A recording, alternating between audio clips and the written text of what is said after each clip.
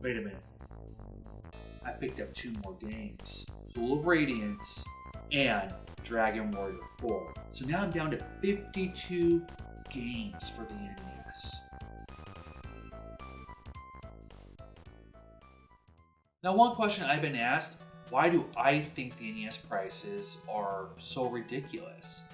And that comes down to a couple factors. The first factor, it's fun. Kids today can enjoy them, and kids yesteryear can love them and enjoy them. 2, it has to do with nostalgia for a lot of us in our 30s plus. It was our first system, or the system that mattered the most to us. And that's the driving force of the collecting market for the most part. 3, speculation. We have people buying certain copies of one game over and over and over to drive the price up. So the prices of, let's say, example of Panic Restaurant Little Samson, keep going up because people keep buying multiple copies, holding on to them, releasing a few at a time to get the most profit. So it's the profitability of collecting for the NES and speculation. And YouTube. If it wasn't for that little piece of internet heaven, many of us, probably not be out there collecting for the NES. Now, I got back in the hobby in 2008, and I didn't know about the video game craze that was going on YouTube until about 2009. I got introduced by a former student of mine. I used to be a teacher at one time. And he goes, hey, have you checked out this guy called the Angry Video Game Nerd? And so I checked him out because the kids and I loved video games. We always talked about NES games that I played as a kid and they were playing. So one of them said, hey, check out the Angry Video Game Nerd. Checked him out, and I was like, this guy is great, especially when I watched his Cinemassacre 200, but that's a different story. If it wasn't for YouTube, I think a lot of people out there collecting wouldn't have gone into the hobby. Hidden gems, obscure NES titles, or any video game title for that matter. I can give you another example of how Cinemassacre and the James Rolfe brand changed video game prices. Gunneck. It was one of those games I was going to go after in 2012, or was it 2013? And I think it was a $30 to $50 game.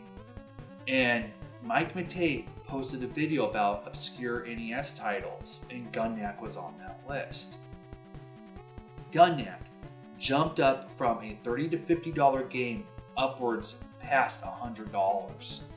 And now look at the price of Gunneck. You could also look at Pat Contry, better known as Pat the NES Punk. Eddie Sullivan's Heat. That used to be a $5 game. They kept talking about it, and now it's hovering around $30. So YouTube is a contributing factor to this hobby. In fact, I think a lot of people out there collecting wouldn't be out there collecting if it wasn't for these guys. Now, there is a flip side to that, and it's kind of a little off topic, but there actually are collectors out there that can't stand YouTubers talking about video games. They say the same thing. It drives up the price. I remember watching a guy about 2 years ago ripping apart James Cinemassacre brand, Pat Contry, and the NES Punk or Punk Effect brand, and a couple other YouTubers I never heard of. And he was just ripping on them, saying, you're the reason why the prices are up. Quit talking about it. This guy was the true angry nerd. This guy was pissed.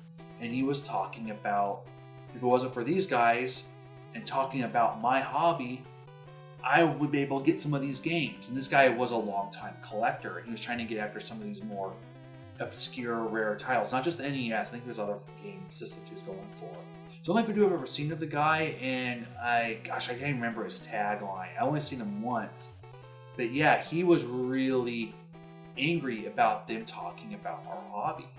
There are multiple people out there who feel this way, that YouTube's kind of ruined the hobby. What's great about YouTube is that it introduces games to us. There are games that I did not realize were out there. There are systems I don't collect for either, though. But on that flip side, YouTube has given people the power and the tools they need to go out there and collect, and they have infested the hobby. There's nothing wrong with that. This is a hobby for everyone. If you enjoy video games and enjoy video game collecting, that's great.